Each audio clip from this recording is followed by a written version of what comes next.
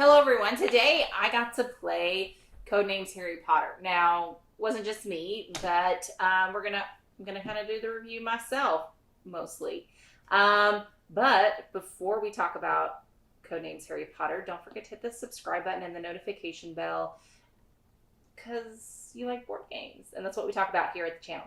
All right, but before we get into it, I have a special guest. Robert, tell us more about the game. Hi. So, Codenames, Harry Potter. It's a two-player game. Thought that was interesting. I didn't know that. Board Game Geek rating of 6.7. The designer, like all the Codenames game, is Vlada Chvátil. Artists, they didn't list one. So, and that's probably because there's no art. Published by the There is. It's all from the movies. Oh, I didn't see that. Okay. But they didn't list an artist, so it's just pictures then. Yeah, it's really pictures from the movie. Okay. And so, but they didn't list an artist nonetheless. Published by the Op, formerly known as USA Opoly. MSRP is $24.95, but I found copies on Geek Market for $15. Okay. Bye. So let's talk about quality of pieces. So this is very much Codename-esque in the fact that it's the same. It's the same cards. It's the same tiles that you have on the board. The only added component to this that's not in the other ones is what they call time turner tiles, which they're just your standard cardboard chits. If anything, they're kind of on the thin side. So for quality, I'm probably going to give this a 5. It's pretty standard fare. Now, theme-wise, guys, I love Harry Potter. If you haven't noticed all the Harry Potter attire that I typically wear, this is something that resonates truly with me. And so I was super excited to see that they had a Codenames that was really kind of meant for me. So overall, they have terminology that you find in Harry Potter spot on. It does make you think Harry Potter, as well as the pictures on the other side of the cards. Again, all pictures from the movie. So if you really enjoy the movie, you'll love seeing the art there. And you have these Order of the Phoenix tiles, and on the back there are different people that were part of the Order of the Phoenix. So that was actually pretty cool, as well as the Death Eater marker tile.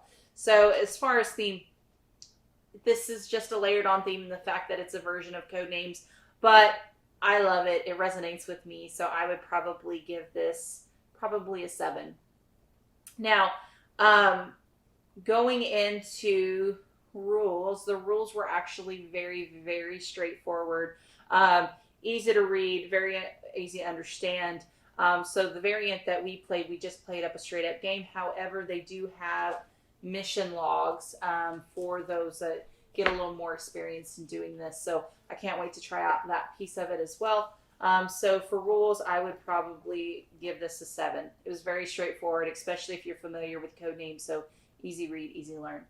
Now, so talking about gameplay. So in the fact that this is a co-op game, so you have your side, so you put the card in the middle, they see one side, you see the other. So you're trying to get them to guess the ones that you have lighted up and not hit a Death Eater spot, and they're trying to have you know, their card as well. Some of them overlap, so there might be a card that both of you guys had, so if they guess it, that's one less guess that you have to do on their side, because you are trying to get 15 tokens combined together.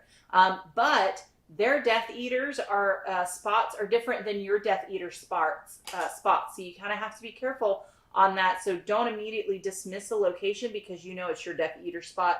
But at the same time, just because it's on your for them to guess, you don't want to not guess it either, because that very well might be it might be the shared component for you guys.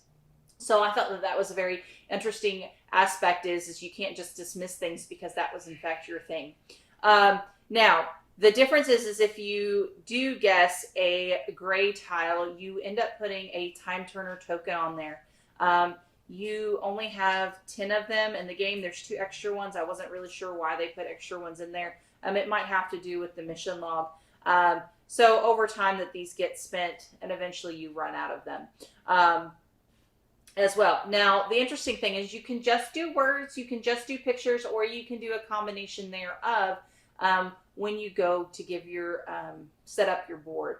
So I thought that that was pretty interesting that it was kind of a mixture of Codenames pictures with codename words.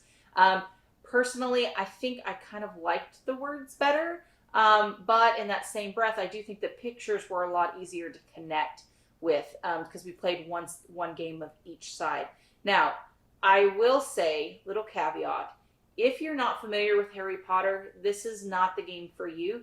My partner, it wasn't very familiar with um, Harry Potter at all, and so like she gave the hint cat for, and I obviously chose Mrs. Norris.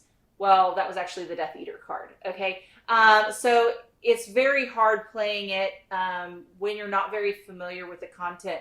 Codenames is very broad-minded because it's standard words that anyone can really jump into this.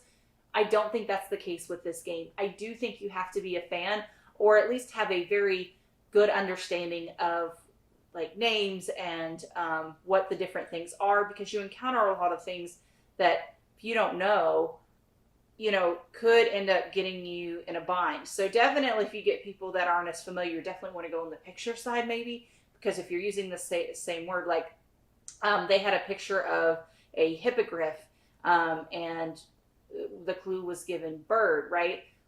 I know that I went with the egg because the egg was a bird because a hippogriff is not a bird, So it was just interesting how if you don't have that basic knowledge in Harry Potter that it doesn't quite connect with you, or that translation maybe not necessarily. So it's a lot harder to do. Like if you don't know what a galleon is, right, or if you don't know what the Shrieking Shack is in reference, because a lot of times I was finding myself giving clues that were related. So like I had He Who Must Not Be Named, Scar, and Harry Potter.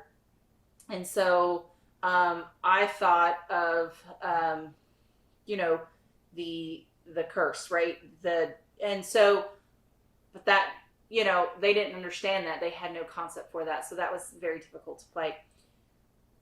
I want to play this so very much with another Harry Potter fan because I don't think I can give an adequate score because we quickly found the Death Eater multiple times because of that. However, I think this game's awesome. I think it has a lot of potentials. I can't wait to play the mission log with it. I just need to find my buddy to be able to play this with. Well, score-wise though, because of that, because I didn't get to really dive into this, I'm probably going to have to stick with a 7 because I really didn't get to truly dive into this game like I really wanted to. Well, thank you guys so much for joining us, and hopefully we'll catch you guys again. Thank you. Bye.